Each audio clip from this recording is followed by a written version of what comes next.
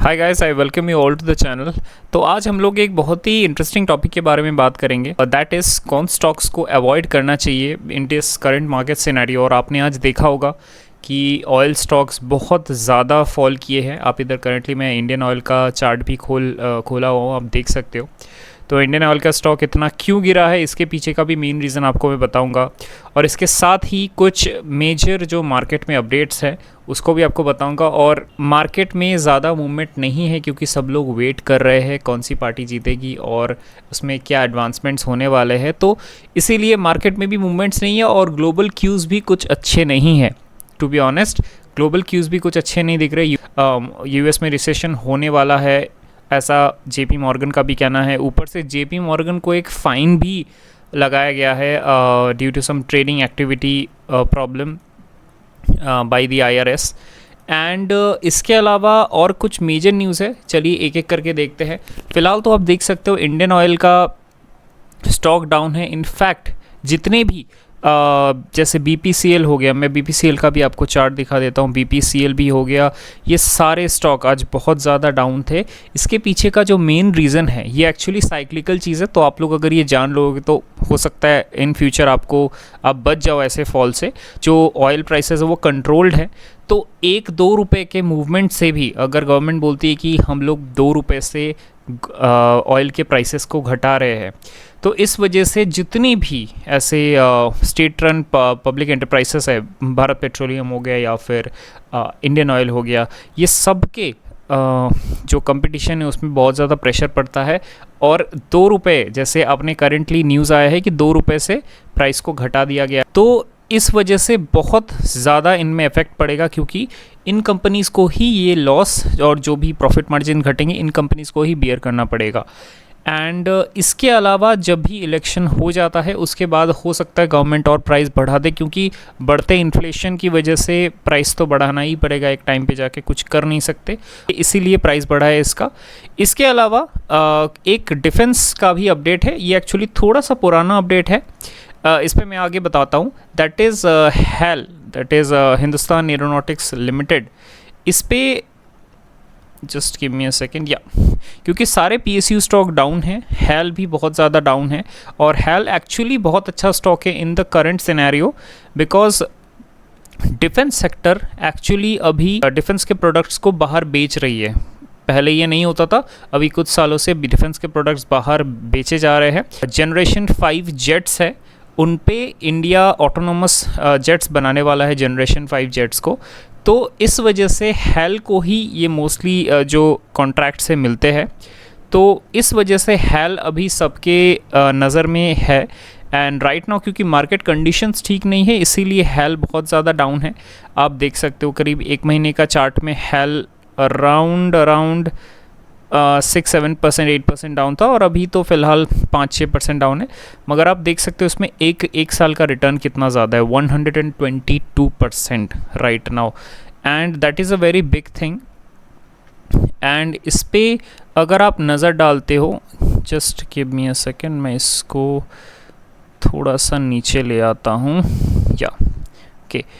तो आप देख सकते हो परफॉर्मेंस इसका एवरेज में है, वैल्यूएशन बहुत हाई है। एक्चुअली वैल्यूएशन उतना हाई नहीं है क्योंकि जितने हिसाब से इसको लाखों करोड़ों में ऑर्डर्स मिल रहे हैं, तो वैल्यूएशन मेरे हिसाब से तो हाई नहीं है फ़िलहाल के लिए। And P ratio, dividend yield, ये सब नॉर्मल है फ़िलहाल, ऐसा कुछ प्रॉब्लम नहीं है इन सब डेटा में। And analyst predict 88% right now to have this stock. And इसके अलावा हम लोग अगर दूसरी चीज़ की बात करें कि किन स्टॉक्स को अभी अवॉइड करना चाहिए, तो उन पे आपको मैं बताता हूँ। Just give me a second, okay, just give me a second, या ओके। सो अब लोग जिस स्टॉक को आपको अवॉइड करना चाहिए है, उन स्टॉक का जो फर्स्ट नाम है वो है ऐसे पीएसयू स्टॉक, जो आप अभी देख सकते हो। दैट इज़, मैं आईआरएफसी का चार्ट खोल के रखा हूँ इधर।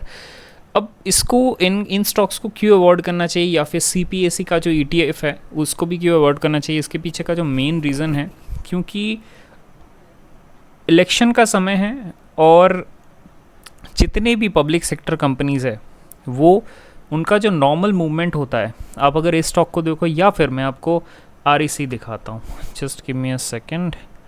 REC, या REC, मैं आपको REC का स्टॉक दिखाता हूँ। अगर ये स्टॉक कभी भी डाउन जाता है तो बहुत ज़्यादा एक साथ में डाउन चला जाता है, तो 11-12%। अगर आप एक सपोज़ आपने 1 लाख रुपए लगाए और दूसरे दिन ये डाउन चला गया, मोस्टली ये लोग 5-6% एक दिन में उतना ही डाउन मारते हैं।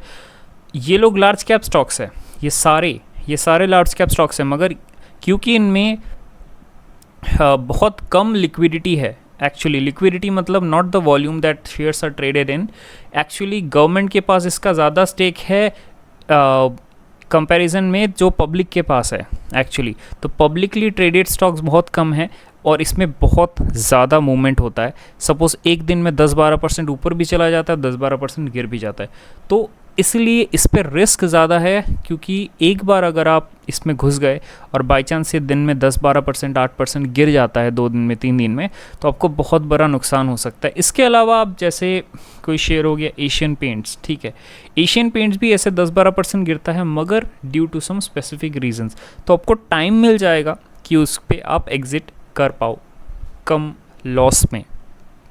एंड एक तो हो गया ये जो मैंने बोला PSU के ये स्टॉक्स। दूसरे जो स्टॉक्स है, आपको ऑयल स्टॉक्स को अवॉइड करना है, क्योंकि ऑयल स्टॉक्स अभी फ़िलहाल बहुत ज़्यादा वॉलेटाइल है। एंड इसके अलावा अभी ऑयल स्टॉक्स जब तक इलेक्शन नहीं हो जाता, या फिर क्या इसमें क्या नए नए एडवांसमेंट्स होने वाले ऑयल में, क्या रिपोर्ट्स आएंगे, ये सब कुछ पेंडिंग है। एंड इस वजह से आपको ऑयल स्टॉक्स को भी अवॉइड करना चाहिए। Next thing that I would say is कुछ स्टॉक्स में बड़ी रैली देखने को मिल सकती है अगर इलेक्शन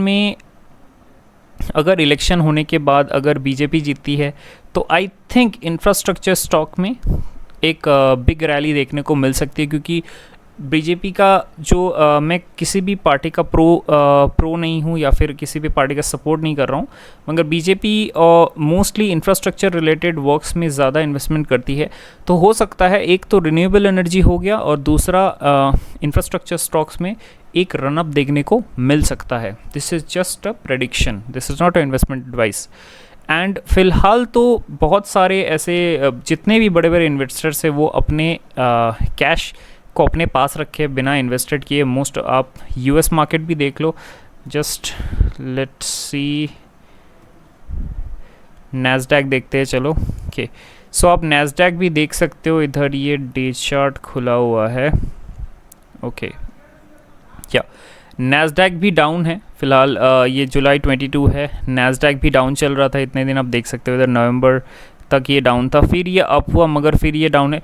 तो सारे मार्केट से एक्चुअली कंसोलिडेट कर रहे हैं, तो इस पर कुछ हम लोग कर नहीं सकते, क्योंकि नैस्डैक आज अभी मार्केट तो अभी खुला नहीं है, ये आप इधर देख सकते हो, इधर डे चार्ट है, या ओके। नेक्स्ट थिंग ये कुछ नहीं, मैं आपको ये दूसरे एक दिन दिखाऊंगा, ये फ़िल्टर है, कुछ स्टॉक्स निकालने का फ़िल्टर लगा के इसमें निकाल सकते हो, small cap, large cap, mid cap, ऐसे करके, तो इजीली ये सारे स्टॉक्स निकल जाते हैं। आप P रेशियो भी चूज़ कर सकते हो, आप P कितना रखना चाहते हो। सपोज़ मैं P रखना चाहता हूँ तो -2, या मैं इसको बाद में दिखा दूँगा। तो ये तो हो गया। तो कुछ अपडेट्स तो उतने अच्छे नहीं हैं और कुछ अपडेट्स ऐसे बहुत ज़्यादा बड़े भी नहीं हैं। जो एक्चुअली जो मेन फ़नी अपडेट है वो है कि इलेक्शन का जो रिज़ल्ट आया है, इलेक्शन कमीशन ने जो एक रिपोर्ट दिया है जिस पे किस कंपनी ने कितना डोनेट किया है, उस पे वेदांता का भी नाम है और बहुत सारी कंपनीज़ का नाम है। कोई एक लॉटरी का भी कंपनी, लॉटरी के बिज़नेस में है वो कंपनी, अराउंड 1000 करोड़ के ऊपर का उनका इन्वेस्टमेंट्स है in the political parties. Main जो क्वेश्चन है वो है कि हमारे जो इंडिया में 2 बड़े बड़े कंपनीज़ है, आई थिंक आपको पता ही होगा, तो बहुत बड़े कंपनीज़, तो उन दोनों का नाम इस पे नहीं है। एक में भी बोला जा रहा है कि एक कंपनी एक बड़ी कंपनी के अंडर आती है, सब्सिडी है उनका, मगर उन लोगों ने ये डिनाई कर दिया है। तो इस वजह से अभी तो ऐसा ही न्यूज़ चल रहा है इलेक्शन का। तो ये कुछ एक फ़नी सा अपडेट था, ऐसा कुछ खास नहीं है इसमें, मगर इसमें स्टॉक रिटर्न्स पे शायद इफेक्ट पड़ सकता है due to some political reasons, but don't not confirmed yet. And इसके अलावा आप लोग मार्केट पे नज़र बनाए रखिए। मंडे को तो मार्केट वापस ओपन होना ही है। And let's see oil stocks में कैसा मूवमेंट रहता है और डिफेंस स्टॉक में कैसा मूवमेंट रहता है। फ़िलहाल के लिए ये दोनों मेरे नोटिस पे रहेंगे। एंड क्योंकि ऑयल स्टॉक अगर ज़्यादा गिर जाता है फिर हम लोग एक बाइंग पोजीशन उसमें बना सकते हैं। अगर अराउंड 20-30% का फॉल आ जाता है एक अच्छे फॉल में, हम लोग उसको वापस से बाई कर सकते हैं। एंड इसके अलावा ऑयल स्टॉक्स में मोस्टली डिविडेंड बहुत ज़्यादा पे आउट मिलता है। जो PSU के ऑयल स्टॉक्स है जैसे इंडियन ऑयल हो गया या फिर BPCL हो गया, तो अगर ये लोग आप इन स्टॉक्स को आप बहुत कम प्राइस पे उठा पाते हो तो आपको बहुत ज़्यादा डिविडेंड यील्ड मिलेगा। सपोज़ आपने इंडियन ऑयल अगर 10 रुपये का डिविडेंड दे रही है और आपने उसे 100 रुपये में ख़रीद लिया तो 10% डिविडेंड यील्ड बन जाएगा। वापस से स्टॉक तो ग्रोथ होगा ही, आप उसे स्विंग में बेच भी सकते हो या फिर आप होल्ड करके डिविडेंड का भी मज़ा ले सकते हो। 10% ईयरली एवरेज डिविडेंड बोल रहा हूँ, अराउंड यही देता है। अगर 100 में जाता है तो उसका एवरेज डिविडेंड यील्ड अभी जितना भी चल रहा होगा उसके हिसाब से। एंड मिलते हैं नेक्स्ट वीडियो में। आई होप ये वीडियो आपको पसंद आया होगा। And please do subscribe to the channel and please like the video अगर आपको ये वीडियो पसंद आए, क्योंकि आप लोग भूल जाते हो most of the time video देखने के बाद। Please do subscribe to the channel and मिलते हैं नेक्स्ट वीडियो में।